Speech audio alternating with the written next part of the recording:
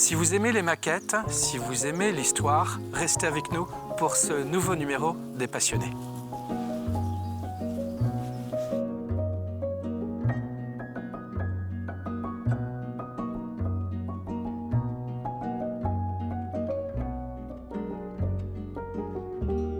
Qui êtes-vous, Bruno? Donc Bruno Ginocchio, voilà, je suis au départ, je vis en Vendée depuis 30 ans, au Sable d'Olonne. Au départ, j'étais originaire de région parisienne, mais passionné par la mer depuis ma plus petite enfance. J'ai voulu travailler dans le milieu maritime et beaucoup naviguer. Voilà.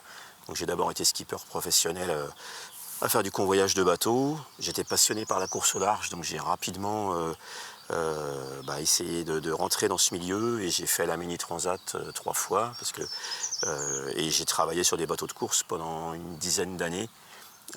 Ensuite, j'ai un petit peu levé le pied dans ce domaine-là quand mon fils est né pour en profiter. Et donc, mais je suis resté dans le bateau toujours, donc je suis dans l'électronique et l'électricité marine. Et donc, depuis une dizaine d'années, je suis indépendant aussi, suite à un changement dans le travail qui n'était pas prévu. Bref, et donc, je suis toujours aussi passionné par ça. C'est un travail qui demande beaucoup de minutie et qui est du coup, ma passion pour le maquettisme n'est pas inutile dans cette partie-là où il faut de la rigueur et de la minutie, pour bien faire les choses. Nous sommes où ici, Bruno? Alors ici, nous sommes à Sainte-Foy, voilà. Donc, moi, j'habite ici depuis 25 ans à peu près, voilà. On n'est pas très loin des Sables d'Olonne, mais on est en pleine campagne, c'est très agréable, vous entendez des oiseaux, voilà. Donc ça me permet même la saison où il y a énormément de monde sur les sables, d'être au calme ici, donc on est, voilà. Et l'avantage aussi, c'est qu'on a trouvé une maison qui était avec des dépendances, qui m'a permis de faire un atelier, et donc on est vraiment, vraiment au calme, ce que je recherche aussi, voilà.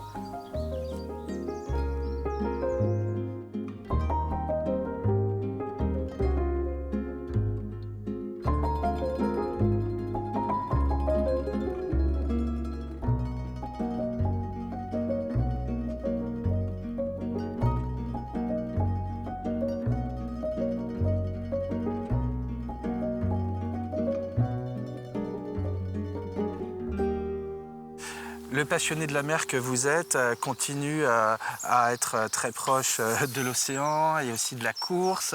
Arnaud Boissière, que les Vendéens connaissent bien, c'est quelqu'un que vous connaissez bien, avec qui vous collaborez même. Je travaille pour lui, donc pas à temps plein, mais beaucoup quand même. Moi, je m'occupe de la partie électrique, électronique, des branchements sur ces bateaux. On s'est connus par la Mini Transat, il y a entre 25 et 30 ans à peu près, et on est restés copains, on est toujours restés liés. C'est quelqu'un de très sympa, que j'apprécie beaucoup, qui a beaucoup d'humour aussi, ce que j'aime beaucoup aussi chez les gens. Voilà, donc, et l'équipe avec laquelle on travaille, c'est une bande de copains aussi, voilà, donc c'est quelque chose pour moi, l'humain est très important. Voilà.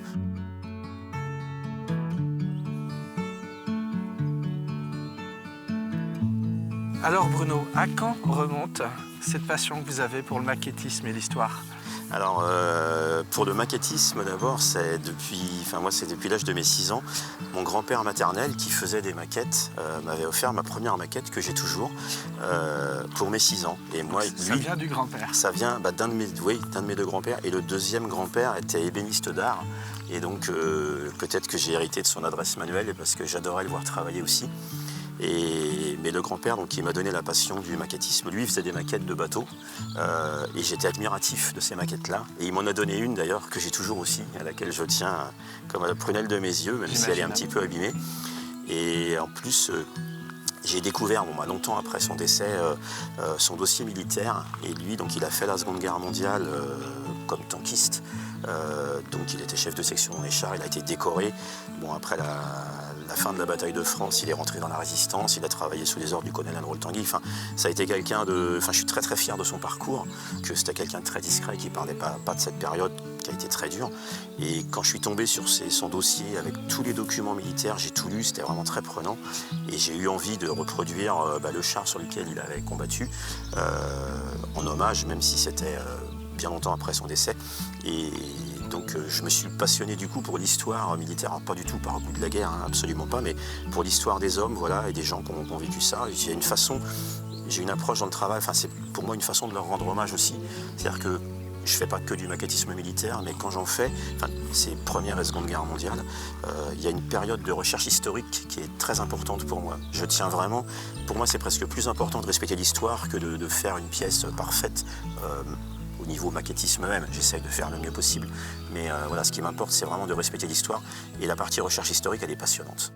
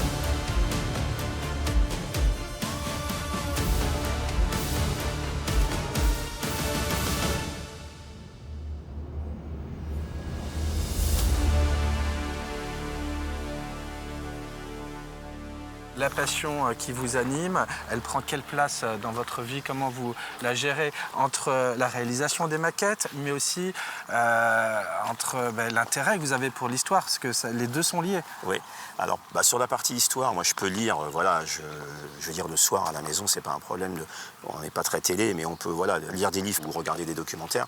Après, sur la partie travail elle-même dans l'atelier, c'est des projets qui s'étalent sur des très longues périodes. Il y a plusieurs maquettes en cours aussi. Oui, et puis il y a des fois des maquettes, ça s'est étalé sur 2 ou 3 ans, quoi. Ça dépend de l'inspiration, parce qu'il faut aussi, dans la partie recherche, on essaie de définir ce qu'on veut faire, et une fois que c'est défini, on peut commencer, mais sur la partie mise en scène du diorama, c'est assez long de trouver la bonne disposition. Alors des fois, on le trouve rapidement, mais il y a des fois où j'ai arrêté des projets pendant 2 ans, parce que je ne trouvais pas exactement ce que je voulais, et si vous voulez, j'essaie de travailler à peu près en moyenne 3-4 heures par semaine. Je peux y passer plus de temps en week-end et ça dépend aussi de l'état de fatigue après les journées de travail, quoi.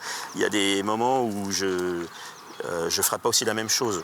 Faire du montage, c'est-à-dire dégrapper des pièces, les coller, ça demande de la précision, mais on peut le faire même un peu fatigué. Par contre, de la peinture ultra détaillée, ça, il faut quand même être un peu frais. Donc c'est quelque chose que je ne ferai pas forcément le soir tard, quoi. Vous pouvez faire la plus belle maquette du monde au niveau montage. Si la peinture est ratée, ça ressemble à rien, c'est raté. Et des fois, c'est la dernière étape, des étapes de vieillissement, il y en a des dizaines et des dizaines, et des fois, c'est sur une étape où on peut tout rater. Ça peut arriver, hein, voilà. Après, le pire étant d'être obligé de tout décaper pour recommencer. Bon, ça m'est jamais arrivé, j'ai toujours essayé de camoufler, mais des fois, on essaye de camoufler les erreurs dans le décor, justement. Et ça peut être sympa aussi, des fois, de trouver des idées pour arranger ça, quoi.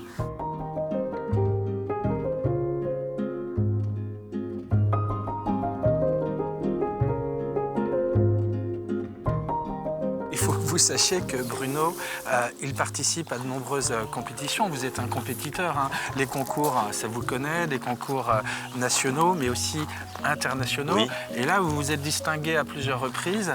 La compétition, c'est aussi se confronter avec d'autres. Et ça, vous aimez ça? Oui, alors avec un bon état d'esprit, c'est-à-dire que quand on a un prix, ça veut dire qu'on est reconnu par ses pairs, donc ça fait plaisir. Mais je veux dire, si je reviens sans aucun prix, c'est pas très grave, quoi. C'est aussi sur les expos concours, c'est aussi voir une bande de copains qui ont la même passion pour le maquettisme et pour l'histoire. Donc c'est aussi important que la partie concours. Mais la partie concours me plaît énormément parce que ça permet de se surpasser. Et si vous voulez, il y a des niveaux, débutants, standards et master qui sont voilà, en fonction de votre expérience et surtout de vos résultats. Donc moi maintenant, ça fait plusieurs années que je concours en master parce que j'ai eu pas mal de résultats et ça impose un niveau de finition très élevé. Et du coup, c'est un challenge à chaque fois intéressant. Bruno, vous nous l'avez dit tout à l'heure, vous partagez cette passion avec d'autres personnes que vous croisez lors des concours, Ouais. mais avec l'entourage proche, avec madame, avec la famille, eux, ils en disent quoi? Ils sont admiratifs aussi? Oui, après, bon, ils n'ont pas forcément la même passion de l'histoire parce que c'est très lié à l'histoire, mais Si, ils aiment bien voir, par exemple, mon fils, lui, est passionné par l'espace, et donc je lui ai fait plusieurs maquettes liées à l'espace, la fusée Ariane, des choses comme ça. J'ai fait des fois quelques pièces pour...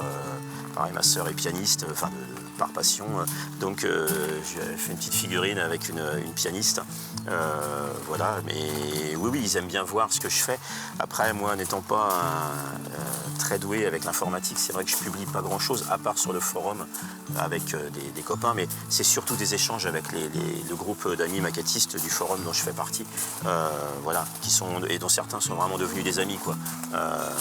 Parce que on partage la même passion, mais on rigole beaucoup ensemble et on s'entend vraiment très bien. Et il y en a quelques-uns qui sont vraiment des amis, quoi. Voilà. Et c'est toujours un plaisir de se retrouver pour parler de maquettisme, mais pas que. Voilà, on parle aussi d'autres choses. Donc c'est voilà, comme vous le faites avec des amis, quoi. Vous avez toujours, j'imagine, des projets de nouvelles maquettes à venir. Alors, des projets de nouvelles maquettes, je pense qu'il faudrait que je vive 900 ans pour faire ce que j'ai envie de faire. J'ai toujours des idées. Alors, vous verrez le stock qu'il y a. Enfin, je ne suis pas le pire au niveau du stock de maquettes en avance. Mais oui, des idées, j'en ai plein. Je les note sur un cahier. Des fois, je travaille sur la partie historique du projet. Si je trouve tout ce que je veux, je peux commencer le travail. Si je ne trouve pas, je mets de côté et j'attends. Et on échange aussi beaucoup avec des copains. Je connais aussi quelques personnes qui travaillent pour des revues d'histoire et qui me donnent aussi des renseignements. Donc ça dépend, mais des projets, oui, j'en ai...